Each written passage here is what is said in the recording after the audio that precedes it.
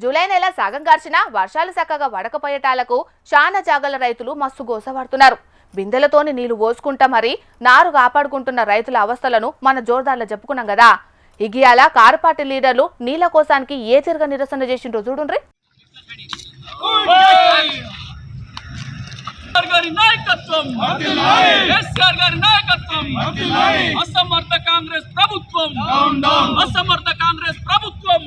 వీళ్ళు క్రికెట్ ఆడుతున్నది ఎక్కడనో ఎరికే నానుల్లా శ్రీరామ్ సాగర్ ప్రాజెక్టు కింద పొలాలకు నీళ్లు అందించే కాకతీయ కాలువల.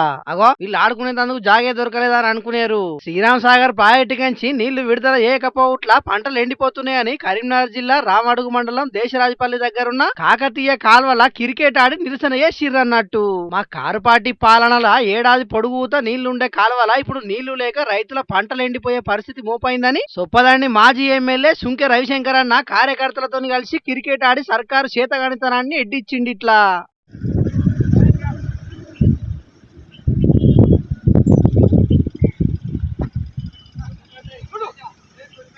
కాకతీయ కాల్వ కాలంతోని సంబంధం లేకుండా ఎప్పటికీ నీళ్లతోని కలకలలాడేది.